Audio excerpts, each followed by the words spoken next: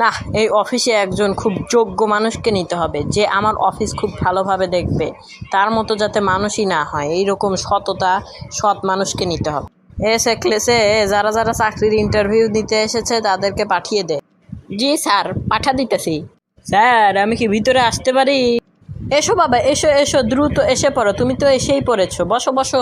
না, আমার পাশে বসলো কে? কিছু বলবোই নাকি? থাকবে। তো বাবা, তুমি এখানে বসেছো কেন? স্যার, আপনিই তো বসতে বললেন, অনেক ভালোভাবে বললেন, এই কারণেই তো এখানে বসেছি। উঠে যাব নাকি? না বাবা, থাক থাক, ওখানে বসার দরকার নেই, এখানেই থাকো। স্যার, আপনি কেমন করে চাকরির ইন্টারভিউ নেবেন? ওর তো ভাষাই মনে হয় খারাপ, এভাবে কেউ কথা বলে? থাক, যাই হোক, ওকে প্রশ্ন করা শুরু করা যাক। বাবা, আমি তোমার প্রশ্নের মাধ্যমে চাকরির ইন্টারভিউ নেব। স্যার, লজ্জার কথা যে কি বলি, আমি তো প্রশ্ন কাকে বলে এইটাই জানি না। না, ছেলেটা মনে হয় খুব ভালো মানুষ, মূর্খ হলেও সততা আছে। থাক, যাই হোক, ওকে প্রশ্ন করা শুরু করা যাক। তাহলে বাবা বলো তো, 5 আর 2 যোগ করলে কত হয়? হায় হায়, আমি তো পড়ে গেলাম মহা বিপদে। আমি তো কোনোদিন অঙ্ক বই খুলেই দেখিনি। স্যারের সামনে অতিরিক্ত ভাব নিলে মনে হয় স্যার এই প্রশ্নটা কাটিয়ে নিয়ে যাবে। স্যারের সামনে ভাব নেওয়া যাক। মনে মনে কি ভাবছো বাবা? পারো না নাকি প্রশ্ন? স্যার, এত সহজ প্রশ্ন কয়ে মুখ নষ্ট করার কোনো দরকার নাই, আপনি অন্য প্রশ্নে জানতো।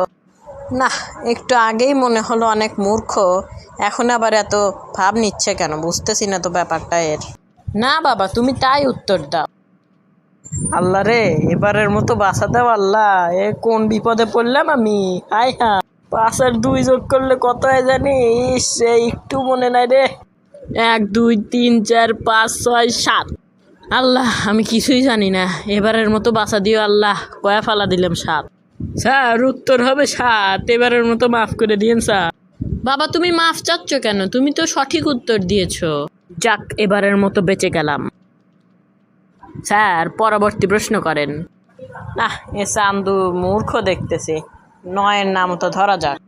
বাবা, তাহলে 9-এর নামতা বলো তো। হাই হাই, আমি তো 9-এর ঘরের নামতা কিছুই জানি না, শুধু জানি 9 অক্ষে 9, 9 10 90। স্যার, একটু কি খাতা কলমে হিসাব করা যাবে? না, ও তো মনে হয় মূর্খ, খাতা কলমে হিসাব করতে দেই। হ্যাঁ বাবা, অবশ্যই করতে পারো, কেন নয়? না, তো মহা বিপদে পড়ে গেলাম, আমি তো শুধু ছোটবেলায় সংখ্যাই জানি। হ্যাঁ, 9 লেখা দেই। হ্যাঁ, কি করা যায়? হ্যাঁ, 10 আছে, 10ই লেখা দেই। এই জায়গায় যদি 8 লেখি, 8 7 এভাবে করে লেখা যায় নাকি? যা হরবি 7। এখানে 6 লেখি, উপরে 5 লিখবো, এখানে 4 লিখবো, এখানে 3 লিখবো, এখানে 2 লিখবো, এখানে 1। এবার এই 8-এর এই জায়গায় 8 যে লিখছি, এখান থেকে 1 2 3 4 করে দেই। যা হবে 2, এই 3 4 5 6 7 8। যা হয়েছে স্যার, আমার ফলাফল হয়েছে হলো 9 অক্ষে 9, 9 দুগুণে 18, 3 নং 27, 4 নং 36, 5 নং 45, 6 নং 54, 7 নং 63, 8 নং 72, 9 নং 81, 9 10 10। বাহ, তুমি তো সব ভালোই পারো দেখছি, কিন্তু শেষেরটা একটু ভুল করেছো, 9 10 90। কোনো ব্যাপার না বাবা, আর তুমি এই প্রশ্নটা উত্তর দিতে পারলেই তোমাকে আমি চাকরিতে জয়েন করাবো। সেই প্রশ্নটা করে ফেলেন স্যার, কোনো সমস্যা নাই।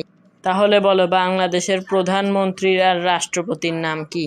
আমি তো কিছুই জানি না, স্যারের নাম কয়ে দেই, তাহলে স্যার মানে খুশি হবিনি। স্যার, আপনার নামটা শুনলে একটু ভালো হতো। আমার নাম মতিউর রহমান। কেন, কি হয়েছে?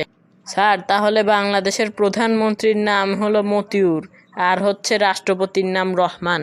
স্যার, নিশ্চয়ই মনে হয় আমার প্রশ্ন ঠিক হয়েছে। না বাবা, এবার আর মানতে পারলাম না, এতটা মূর্খ হলে চলবে না তো।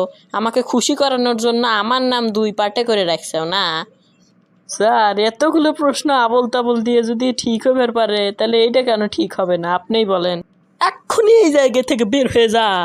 স্যার, যাইতে কাজটা কিন্তু ভালো করলেন না। সব কিছু প্রশ্নের উত্তর দিতে পারলাম সঠিক, কিন্তু এই প্রশ্নের উত্তরে কিন্তু খালি ভুল গেছে।